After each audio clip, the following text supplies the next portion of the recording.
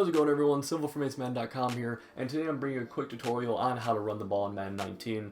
Running the ball between Madden 18 and Madden 19, there's a huge difference. It's definitely noticeable as soon as you touch the game.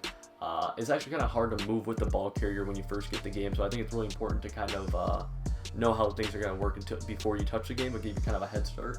But before I jump into that, I'd like to let you guys know that if you're trying to get a huge jump on Madden 19, Ace Madden's dropping an ebook on his website, acemadden.com. It will be 33% off until August 10th, which is when it actually drops. So if you pre-order it, it'll be 33% off.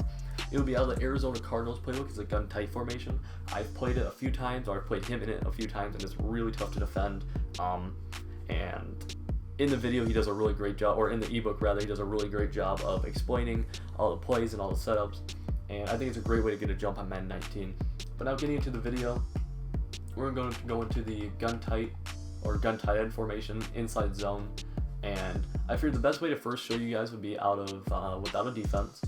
And so what we're first going to see is pretty noticeable is the way Le'Veon Bell is kind of cutting back and forth. And so what this is called is a jump cut.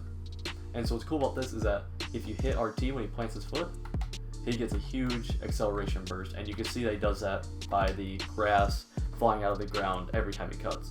And so what that's going to let you do is kind of split the seam between like defenders or cut back and kind of get a speed burst and really let you show off your ball carrier moves, or your stick skill rather, in Madden 19.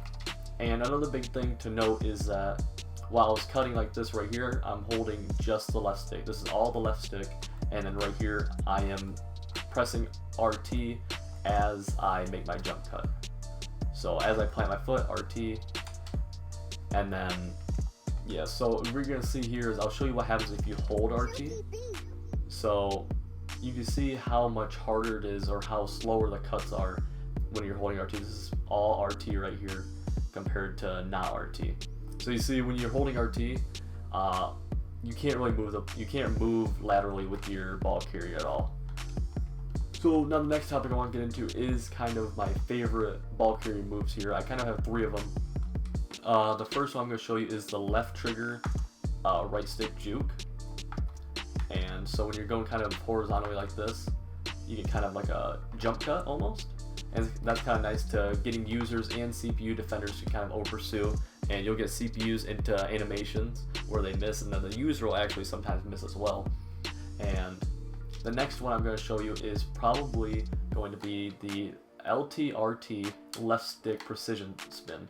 And so if you have, I believe it's 87 spin is the threshold, you can really get creative with these spins and kind of really steer your way away from danger. I know I've used these spins a lot, whether it be as soon as I catch a drag or something spinning upfield, or kind of hitting a cutback lane. I'll show you right here. You can really spin all the way back here, and it's pretty quick like that.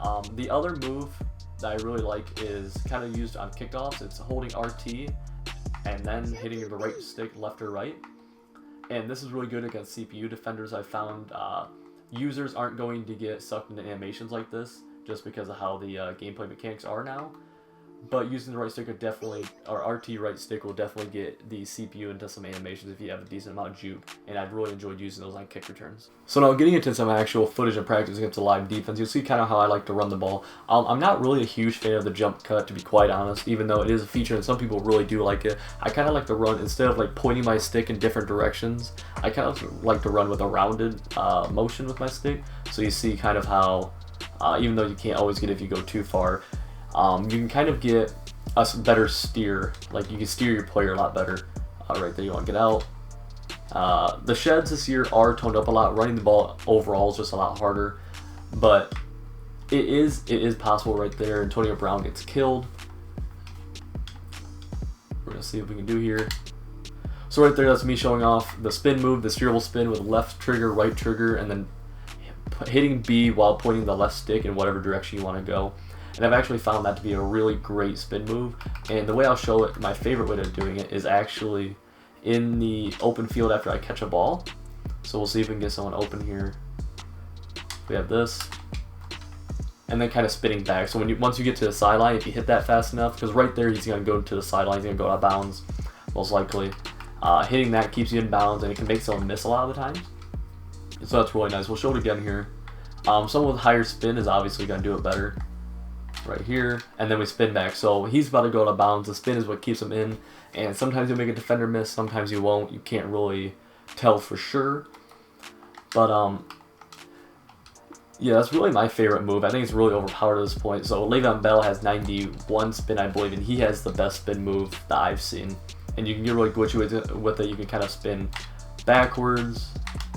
You know, you can see right there, that really is a really great demonstration of how that spin is so overpowered. You can change direction so quickly. You saw I went 10 yards behind the line of scrimmage. I spun back. I was able to gain 3 or 4 yards. So it really gives you a lot of control over your player. The jump cutting, like I said, I'm not a huge fan of it. Some people are. I know if you watch Problem stream on Twitch, he uses it quite a bit, and that's just not something I've done. I prefer the steerable spin. But yeah, that's about all I have for you guys out of this video. Thanks for watching. Feel free to leave a like and subscribe to the channel, and I'll see you guys next time.